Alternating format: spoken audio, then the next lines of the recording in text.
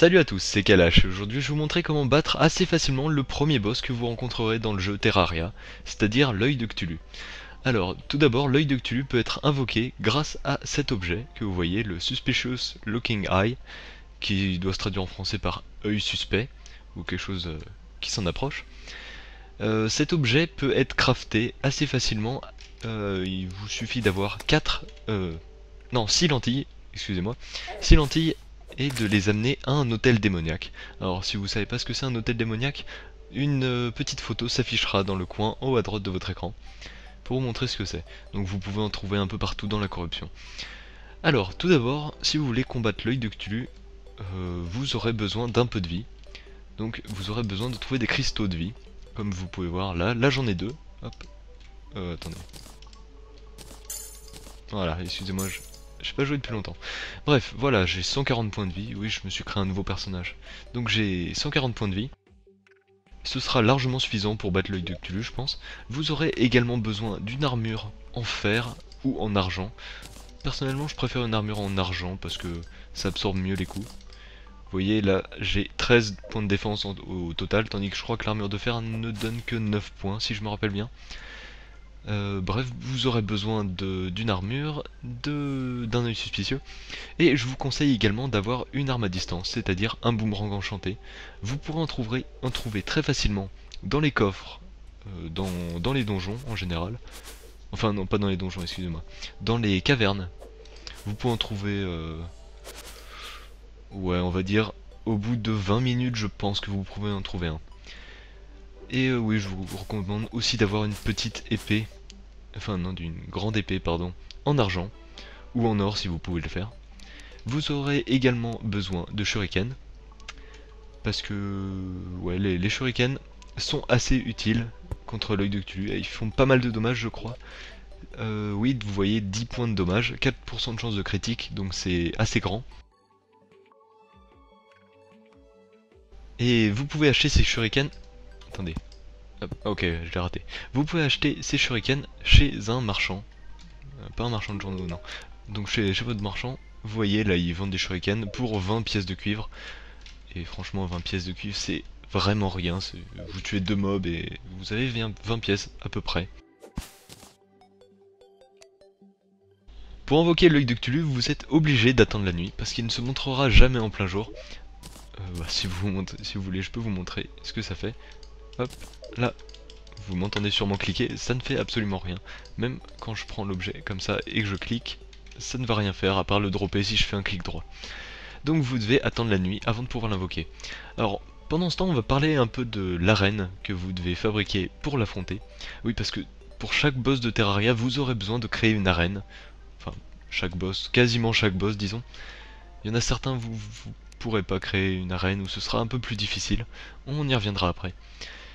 Donc oui, donc, là pour combattre l'œil de Cthulhu, vous aurez juste besoin d'une surface assez grande et plus ou moins plate, enfin facile pour se déplacer disons. Et je vous conseille également de faire une petite maison avec une infirmière à l'intérieur. Vous voyez, là j'ai assigné l'infirmière à l'intérieur de cette maison. Si je quitte et que je reviens, hop, K-World. Voilà, vu que c'est un grand monde, ça met un peu de temps à charger. Et voilà. Donc ah tiens, je respawn pas dans mon lit, c'est bizarre.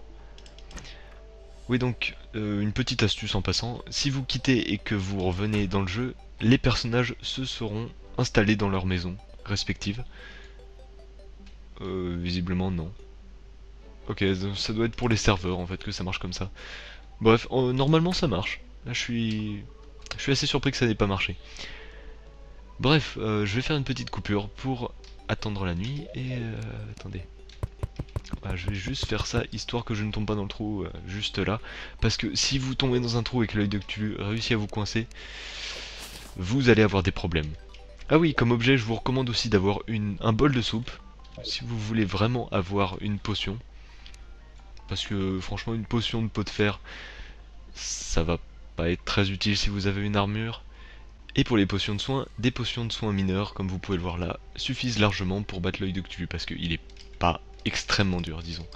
Et au pire, si vous avez vraiment besoin de vous régénérer de la vie, vous parlez à l'infirmière, vous payez, je sais plus exactement c'est, je crois que ça doit être à peu près un argent ou quelque chose comme ça, une pièce d'argent. Et oui, vous serez intégralement soigné, ce qui est bien plus rentable que d'acheter des potions. Bref, allez, petite ellipse.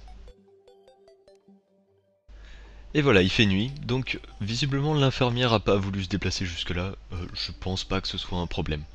Alors on va tester tout de suite... Oh, attendez. Oui, donc on va tester tout de suite, voir si les objets que j'ai mis là sont suffisants pour tuer l'œil de Cthulhu. Normalement avec les shurikens vous n'aurez pas de problème, avec tout ça non plus. Vous pouvez également avoir, vous savez, tous les petits accessoires, par exemple je crois qu'il y a un bouclier, mais il se débloque plus tard dans le jeu, si je dis pas de bêtises. Vous pouvez avoir les bottes d'Hermès, qui sont très utiles en combat contre les boss. Mais ça, elles sont relativement rares.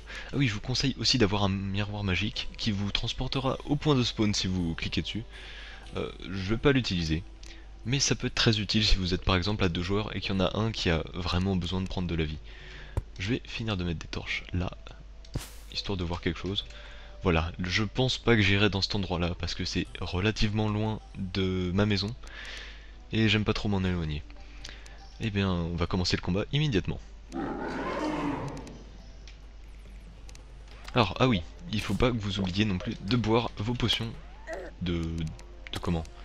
Vos potions de renfort, je vais appeler ça. Ouais, des potions de renfort, par exemple les potions de pot de fer, tout ça, avant le combat. Alors, oui, l'œil de Cthulhu aime bien se cacher en dessous des plateformes dans lesquelles vous êtes. Ou par exemple, il aime bien plonger dans le sol. Vous pouvez rien lui faire quand il fait comme ceci. Mais c'est pas extrêmement gênant. Alors, je vais prendre une potion de soin tout de suite. Parce que là, en fait, il fait plus de dommages que je pensais. Hop. Alors, comme vous pouvez le voir, le shuriken permet de le taper relativement vite. Hop. Le boomerang, pardon, le shuriken, n'importe quoi. Et oui, vous pouvez par exemple l'enchaîner s'il est juste au-dessus de vous, et faire comme ceci. Hop, et maintenant je vais passer au shuriken, parce que ça tire beaucoup plus vite. Alors, vous voyez, si vous avez 250 shurikens, normalement il fera pas long feu. Vous voyez que là je fais pas mal de dégâts, hop, 127 points de vie, en plus je m'en tire relativement bien au niveau de la vie.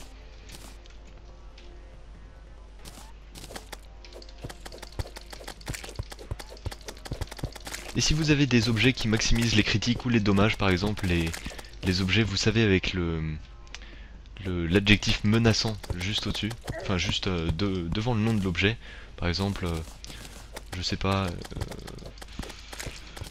un boomerang enchanté, enfin, oui, un boomerang enchanté menaçant, je crois que ça existe. Et bien ça vous rajoutera 10% de dommages, si je dis pas de bêtises.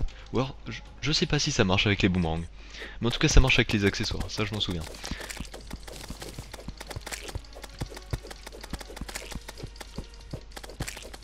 Hop, vous voyez qu'il est bientôt à la moitié de sa vie. Je vais pouvoir reprendre une autre potion. Hop. Oui, il y a des cooldowns au niveau des potions. C'est-à-dire que vous ne pourrez pas boire une potion de soin juste après en avoir bu une première. Hop. Enfin, boire une deuxième potion de soin plutôt. Pour qu'il n'y ait pas d'abus. C'est-à-dire, imaginons qu'il me manque 300 points de vie, et dans ce cas je me bois 3 ou 4 potions mineures de soins, et hop c'est bon, j'ai tous mes points de vie. Hop, voilà. Oui, je vous conseille aussi de vous débarrasser de tous les petits yeux qui vous envoient, les servants de Cthulhu.